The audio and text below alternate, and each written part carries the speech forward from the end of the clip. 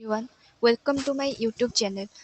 ଆଜି ଆମେ plus three science ଅନର୍ସର କୋର୍ 3 ୟୁନିଟ୍ 1 ପଢ଼ିବା। ରାଜନୀତି ସିଦ୍ଧାନ୍ତ କ'ଣ? ରାଜନୀତି ସିଦ୍ଧାନ୍ତ ବା ତତ୍ତ୍ୱ କ'ଣ? ରାଜନୀତି ବିଜ୍ଞାନର ମୁଖ୍ୟ କ୍ଷେତ୍ରଗୁଡ଼ିକ ମଧ୍ୟରୁ ରାଜନୀତି ସିଦ୍ଧାନ୍ତ ବା ରାଜନୀତି ତତ୍ତ୍ୱ ଅନ୍ୟତମ। ପ୍ରାଚୀନ ଗ୍ରୀସ୍ ଠାରୁ ବର୍ତ୍ତମାନ ପର୍ଯ୍ୟନ୍ତ ରାଜନୈତିକ ସିଦ୍ଧାନ୍ତର ଇତିହାସ ରାଜନୀତି ବିଜ୍ଞାନର ମୌଳିକ ଏବଂ ଚିରସ୍ଥାୟୀ ଚିନ୍ତାଧାରା ସହିତ ଜଡ଼ିତ। ରାଜନୀତି ସିଦ୍ଧାନ୍ତ ରାଜନୈତିକ ଘଟଣା ପ୍ରକ୍ରିୟା ଏବଂ ଅନୁଷ୍ଠାନ ଉପରେ ଏବଂ ବାସ୍ତବ ରାଜନୈତିକ ଆଚରଣ ଉପରେ ଏହାକୁ ଦାର୍ଶନିକ କିମ୍ବା ନୈତିକ ମାନଦଣ୍ଡ ଅଧୀନରେ ପ୍ରତିଫଳିତ କରେ। ଜଣେ ବିଶିଷ୍ଟ ଦାର୍ଶନିକ ସେଲ୍ଡନ୍ ଓ ଲେନିନ୍ ତାଙ୍କର ଗ୍ରନ୍ଥ ପଲିଟିକ୍ସ ଓ ଭିଜନରେ ବର୍ଣ୍ଣନା କରିଛନ୍ତି ଯେ ରାଜନୀତି ତତ୍ତ୍ୱ ଏବଂ ସିଦ୍ଧାନ୍ତର ମାର୍ଗ ଉନ୍ମୋଚନ କରିଛନ୍ତି। ରାଜନୀତି ତତ୍ତ୍ୱ ସିଦ୍ଧାନ୍ତ ରାଷ୍ଟ୍ରର ପ୍ରକୃତି, ଉଦ୍ଦେଶ୍ୟ ଓ ରାଜନୈତିକ ସଂଗଠନ ବିଷୟରେ ଆଲୋଚନା କରିଥିଲେ।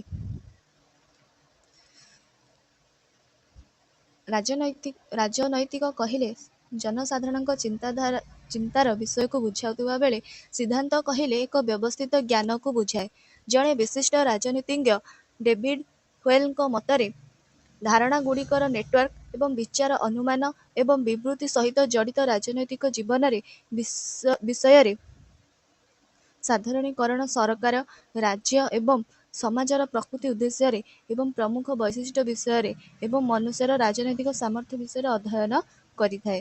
ସେହିପରି ଫ୍ରାନ୍ସିସ୍ ଡବ୍ଲ୍ୟୁ କୋରଙ୍କ ମତରେ ରାଜନୀତି ବିଜ୍ଞାନର ଏହା ଏକ ଶାଖା ଅଟେ। ଅତୀତ ଏବଂ ବର୍ତ୍ତମାନର ରାଜନୈତିକ ଚିନ୍ତାନାୟକ ଏକ ମତବାଦ ସହିତ ରାଜନୈତିକ ଆନ୍ଦୋଳନର ପ୍ରସ୍ତାବ ଏବଂ ହୟଯୁକ୍ତ ପରିସର ବିଷୟରେ ଗୋଷ୍ଠୀ ଆଲୋଚନା ସରକାରୀ ଅନୁଷ୍ଠାନର ସୂଚନା ଏହାଠାରୁ ମିଳିଥାଏ। ତାପରେ ଦେଖିବା ରାଜନୈତିକ ତତ୍ତ୍ୱ ଏବଂ ରାଜନୈତିକ ଦର୍ଶନ। ଦର୍ଶନ ଶାସ୍ତ୍ରକୁ ଜ୍ଞାନର ବିଜ୍ଞାନ କୁହାଯାଏ। ଏହି ଜ୍ଞାନ ଏହି ଦୁନିଆ ବିଷୟରେ ଏକ ଆଲୋଚନା ହୋଇପାରେ। ଏହି ଜ୍ଞାନ ସର୍ବ ଅନ୍ତର୍ଭୁକ୍ତ ଏବଂ ସବୁକିଛି ବ୍ୟାଖ୍ୟା କରିବାକୁ ଚେଷ୍ଟା କରେ।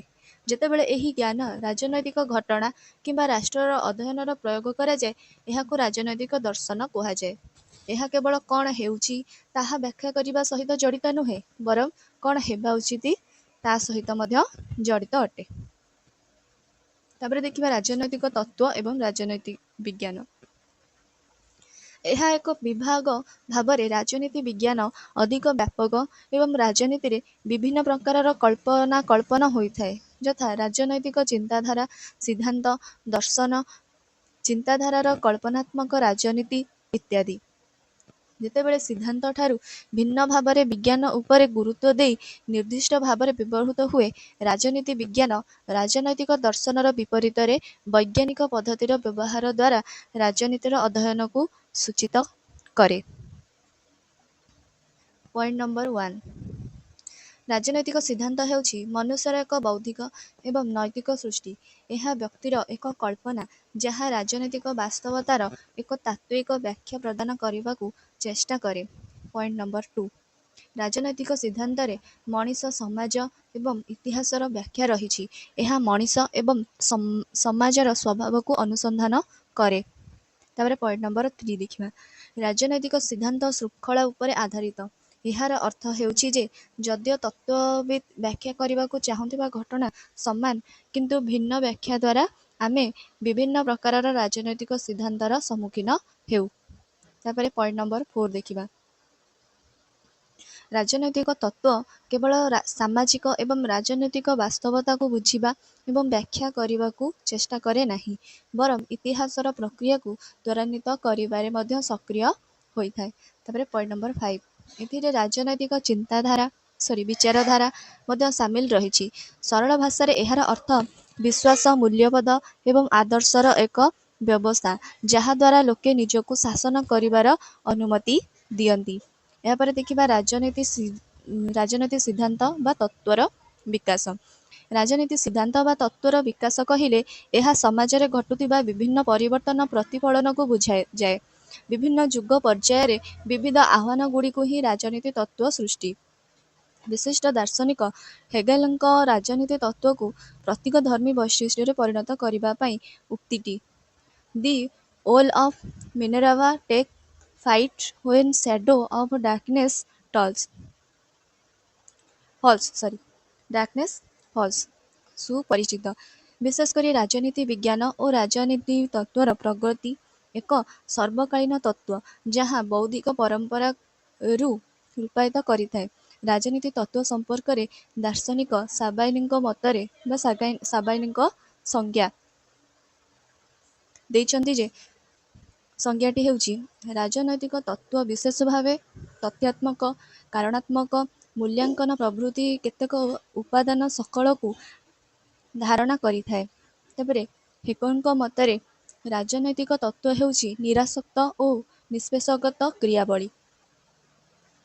ତାପରେ ଦେଖିବା ରାଜନୀତି ସିଦ୍ଧାନ୍ତ ବା ତତ୍ତ୍ୱର ପ୍ରକାରଭେଦ।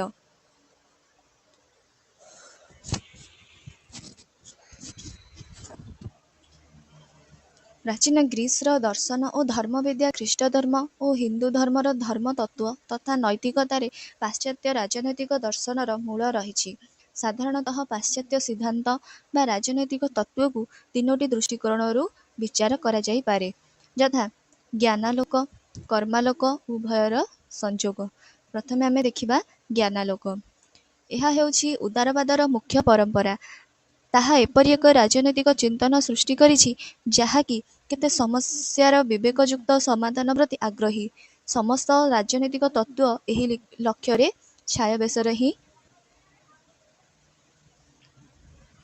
ଦେଖିବା ରାଜନୀତି ସିଦ୍ଧାନ୍ତ ଅଧ୍ୟୟନର ପ୍ରୟୋଜନ ବା ଆବଶ୍ୟକତା କ'ଣ? ମନୁଷ୍ୟର ଆଚରଣକୁ ଏହା ଶୃଙ୍ଖଳିତ କରିଥାଏ। ଉତ୍ତମ ଜୀବନଯାପନ ପାଇଁ ଏହା ପ୍ରେରଣା ଯୋଗାଏ। ସାମାଜିକ ଓ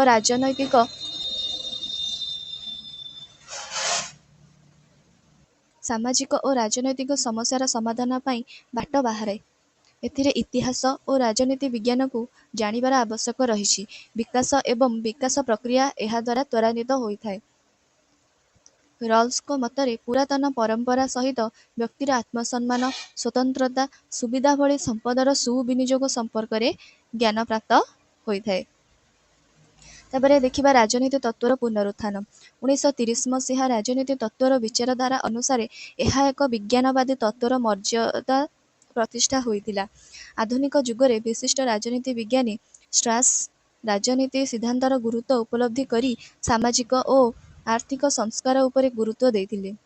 ବିଶିଷ୍ଟ ଦାର୍ଶନିକ ସାବାଇନ୍ ତାଙ୍କର ପୁସ୍ତକ ଏ ହିଷ୍ଟ୍ରି ଅଫ୍ ପଲିଟିକାଲ ଥିଓରିରେ 1939 ମସିହାରେ ଦର୍ଶାଇଛନ୍ତି ଯେ ରାଜନୈତିକ ଚିନ୍ତନ ମନୁଷ୍ୟକୁ ମହାନୁଭବ କରିଥାଏ। ଷ୍ଟ୍ରାସ୍ ତାଙ୍କ ପୁସ୍ତକ ନବ୍ୟ ରାଜନୀତି ବିଜ୍ଞାନରେ ଲୋକମାନଙ୍କର ସହିତ ତୁଳନା କରିଥିଲେ। ବିଶିଷ୍ଟ ରାଜନୀତି ବିଶାରଦ ହେଗେଲଙ୍କ ପୁସ୍ତକ ଆଦର୍ଶବାଦ ରେ ସକାରାତ୍ମକବାଦ ଉପରେ ଗୁରୁତ୍ୱ ଦେଇଛନ୍ତି। ଅନ୍ୟତମ ରାଜନୀତି ବିଜ୍ଞାନୀ ବୋଜେଲିନ୍ ରାଜନୀତି ବିଜ୍ଞାନ ଏବଂ ରାଜନୀତି ତତ୍ତ୍ୱକୁ କଳ୍ପନାଗତ ବା ବିଜ୍ଞାନ ଭିତ୍ତିକ ତତ୍ତ୍ୱକୁ ବାସ୍ତବ ରାଜନୀତି ବିଜ୍ଞାନରେ ପ୍ରକାଶ କରିଥିଲେ। ରାଜନୀତି ବିଜ୍ଞାନର ଜଣେ ପ୍ରସିଦ୍ଧ ଲେଖକ ରଲ୍ସ ମନୁଷ୍ୟ କ'ଣ ହେବା ଉଚିତ, ଆତ୍ମସମ୍ମାନ, ସ୍ୱତନ୍ତ୍ରତା, ସୁବିଧା ଭଳି ଉପାର୍ଜନ ଏବଂ ସମ୍ପଦ ଉପରେ ଗୁରୁତ୍ୱ ଦେଇଥିଲେ। ନମ୍ବର 1 ଆଧୁନିକ ରାଜନୀତି ସିଦ୍ଧାନ୍ତର ଜନକ କାହାକୁ କୁହାଯାଏ? Option A Karl Marx, option B Plato, option C ମାକିଆଭେଲି।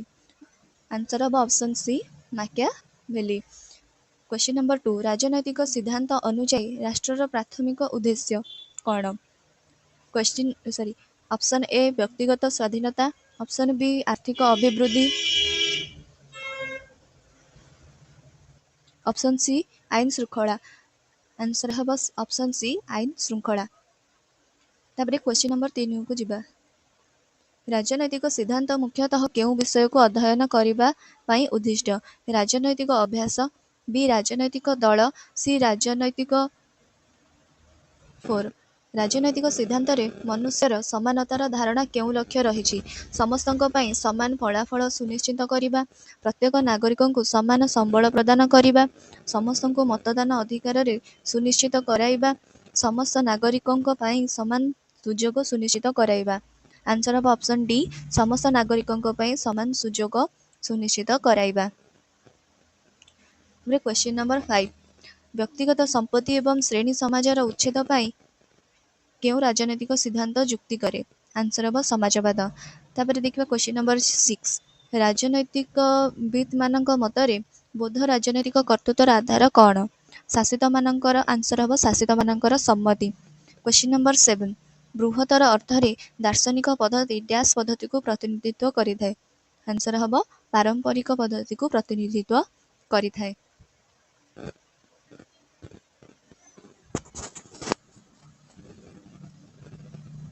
एठी हमर क्वेश्चन आंसर डिस्कशन सरीची। आशा करुछि भिडियोटी आपण मानकु बहुत भल लागिथिबो। जदि भल लागे तेबे मो चैनल को निश्चय लाइक शेयर एवं सब्सक्राइब करनेबे।